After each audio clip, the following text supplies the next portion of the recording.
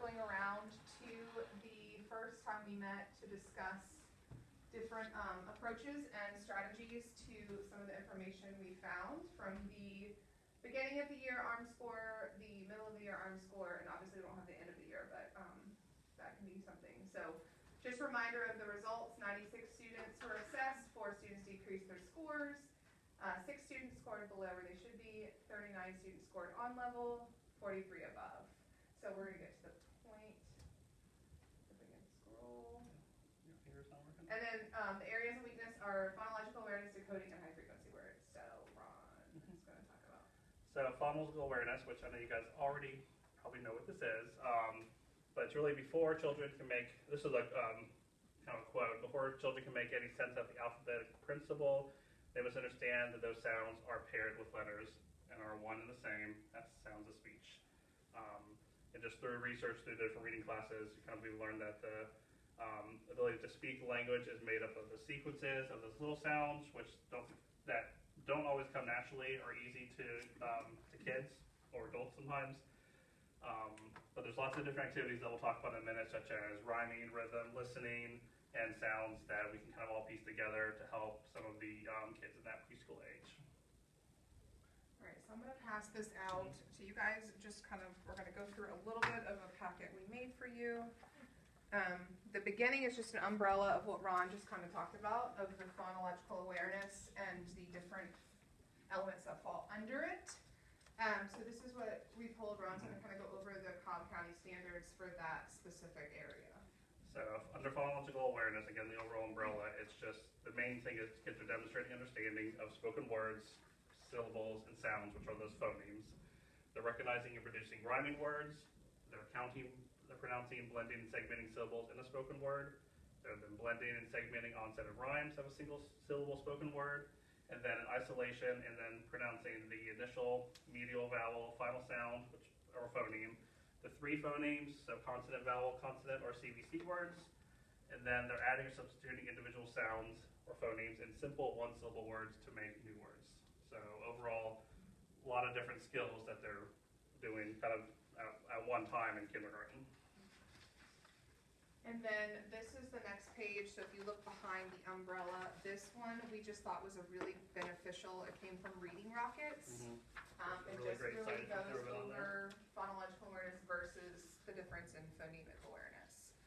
So it's just for you to have a little kind of cheat sheet into what the difference of those two are when we move forward into why we are presenting the weaknesses we're presenting. And I like the sheet too, because and Reading Rockets is great for this. If you've never been on, we've used it for a couple of our reading classes. You heard more than me.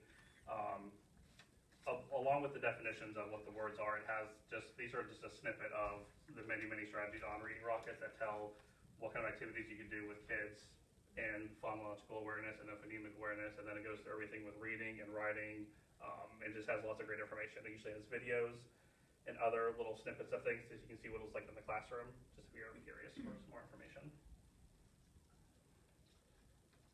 And then this was, I'm going to try to, oh, I can't zoom in, okay. This was kind of that data that we looked at kind of previously. These are kind of the different areas, so I'm going to try to, without going through all the things, it's fine. We'll do it like that. Okay. So we kind of have module 1, 2, 3, 4, and then 5, and then 6 down at the end. So these are all broken down, all those different skills. So segmenting and blending the sound, and then it has M or A, M, T, P, S, then the same thing, but N, L, H, I, B, I, and so on and so forth. We can kind of see the breakdown just visually with all the colors. And we didn't want to put the kids' names on there just for purposes. Confidential This reasons. is the kids that were in that score of the lower area and the specific areas that they struggled with within those areas. So most of when we looked at the data, most of the areas we were seeing were kind of starting, like obviously this is the foundation, right? They have to have this first before they move on. So that was the main area of where we were seeing the struggles. And can I ask, Yeah. just to verify, is the red or pink like the weakness? Yes. The yellow progressing and the green was like, okay, the Yeah. mastered. Yes, Okay. they're prepared, or they got it.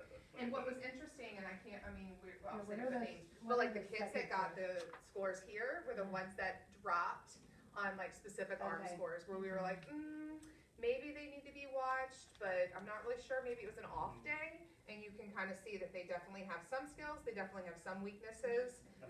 But it was really interesting to see, because you can target within that which specific letter was struggled for some of them, but it's random. Like this one had one here, and then they had a green here, but then the rest of them. And Stacey, I don't know if you, I think you asked how it's broken down. It's by at the top. Sort of trying to zoom in as best I Well, can. with the second and the third row, I noticed that there's a lot of pink, like what are the, sorry. Well, these are students No, going no, across. Yeah. no, these two. Sorry, see how there's like a lot, like Yes. what is that? So the green at the beginning was the A, M, T, P, or S, so it would have been the A. Okay. So a lot of them were able to Sorry, master I that understand what you're A. saying, my bad. Yeah. And then you can see that, I mean, it's the beginning of the letter. Like that one's pretty easy. Yeah. And then it So goes wait, all the way pink is down. good? No, Pink, No, red is was- struggle. Like red, that's yeah, red. Yeah, Green so is So there's. red is like they do not have it mastered. Okay. And I can tell you the second one is an ESOL student. Mhm. So, yeah. Which that student, at least on all the mirror and on the other vocab, or the thing y'all did, was consistently, had a lot of struggles for that student. Okay, so when we're looking at some of the instructional supports with the sounds, because that seems to be a lot of the hookup with the phonological awareness, just some suggested tools that we kind of came up with were like using the sound phones. You guys have seen these, right? With the PVC pipe where you talk into it. You could give them letter tiles, you can give them whatever, picture cards. And we're gonna kind of go through some of these, but I Spy with Sounds, a sound scavenger hunt, books with sounds, and any type of visuals that they want to find, like letters that, like the cards that have the pictures on them and stuff like that. So that's just a quick little like suggestion of some stuff that you guys could do with them. All right, so this is gonna be the very first activity we're gonna kind of talk about.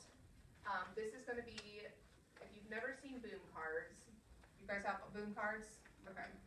If you've never seen boom cards, they're really awesome for supporting students. We just wanna kind of show you. And you're kind of like the kids, and we're, instructing you in how we would do it. Let's find the one that I want though.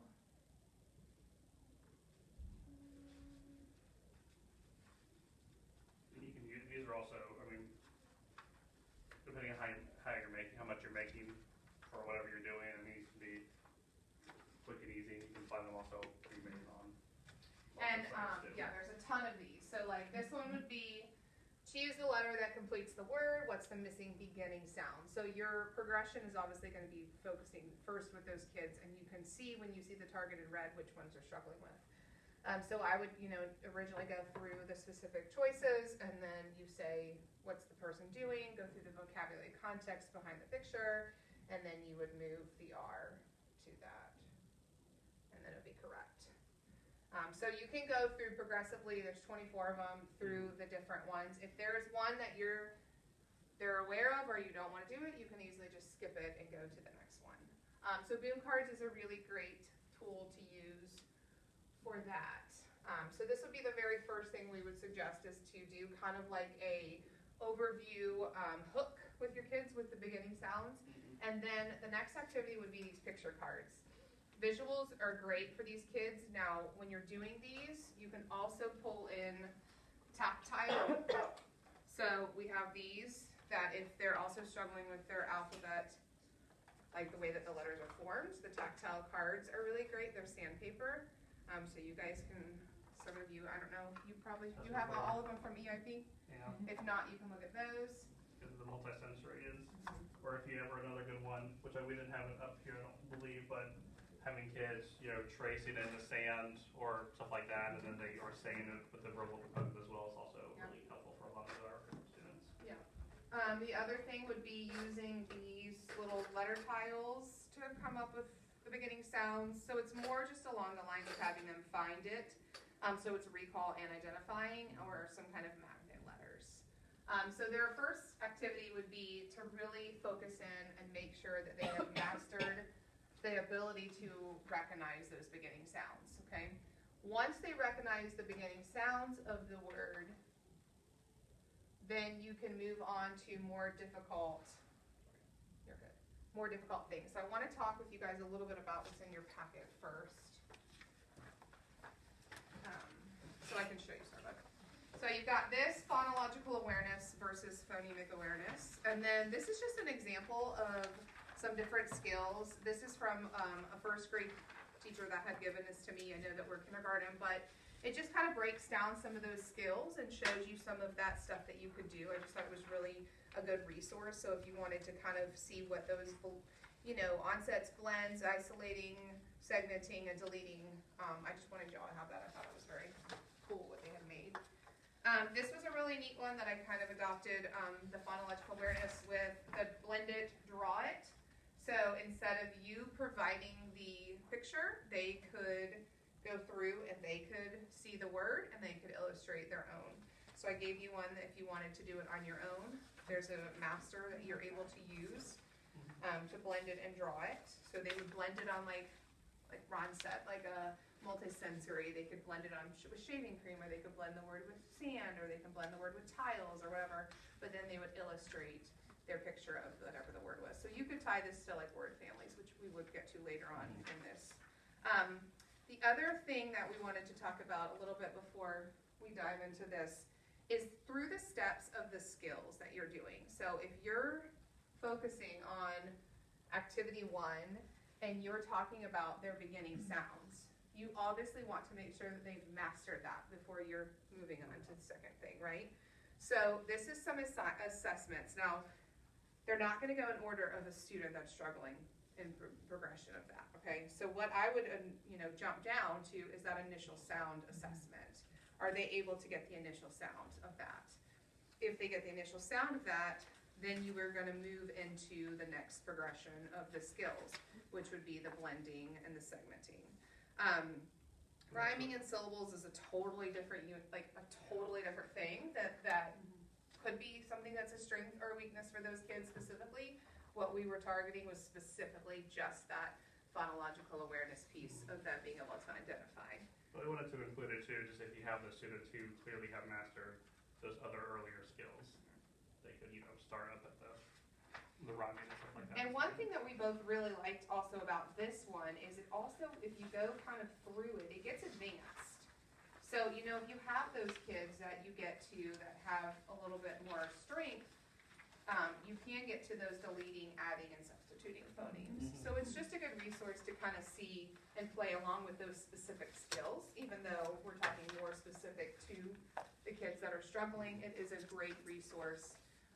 And you want to make sure, again, before you're moving on to that second skill, that first skill set that those kids really struggled with, that we were looking at, is that beginning sound. If they don't know those beginning sounds, those red letters, they aren't going to be able to do blending or segmenting on any of those. So it's really taking it back, which is so awkward for us to jump back, but those kids really need that reinforcement of those specific skills.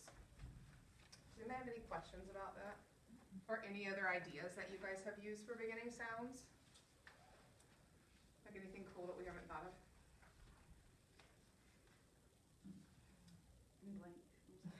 You know those things those little cups that you have? Those, Do they have the actual models in them? those are right Yeah. there. Oh, yeah. That's another thing Oh, yeah. that I thought about. I'll show you. That's just a youth thing, or do all of you have one of those? Most of us have this, and if not, we could share it, but it's another really great thing that has the actual models of them. The only thing that gets confusing is it goes into long vowels. But everything in So- the node does start with a letter A. Yeah. So everything inside of it is A, and so there's those. So that would be also something you could just utilize. I know that some of us have that. And you could use that also with, I don't know if it's in there, with the thing that we showed that where they're drawing it, you could use that as a sort of Oh, yeah. visual of them, just, in conjunction with the sheet, plus those if you have access to them. Yeah. Kind of use them hand in hand just for the extra visual for the kids. Could you use that like as a mystery bag too? Like I'm gonna pull out these two Yeah, objects and what yeah. sound do they all have? Yeah, Yeah. it's very When common. and then, Yeah. yeah. How And can it we also, sort I thought, that? would be really Yeah, it's cool on the same to have sorting them maybe group. bring Mhm. something. Mhm. Like, your focus, and it wouldn't necessarily be phonics related because we switch those letters so often, but Mhm. even if like language arts, our letter of the week is A, like our shape museum, like bring Yeah. something that's related to the A. Mhm. Yeah, The, that's good, yeah. The boys have a letter bag. I mean, I know Yeah, that's young so fellas, but Yeah. they do, and then everybody they get a different letter a week. But I was thinking too that, I know they're not decodable, but part of those sets of books that we have, the first sets of them are based off letters, and they're at the Okay. beginning. So now the thing is, they're not all decodable words, right? So it's more, you're just focusing on what these are words, these are all the same word with the same initial sound. Yeah, that would be cool. Yeah. But Our point is, again, just focusing on that for the kids that need it, like the kids we're focusing on, is that the initial skill before they move on, because then everything else just becomes a continual struggle, is what we noticed looking at And that. when you're doing stuff like this, pre-teach the pictures. You know, like knowing what's the picture, because some of them might not know necessarily, like, is this a baby or a crib? Mhm. You know, those kinds of things.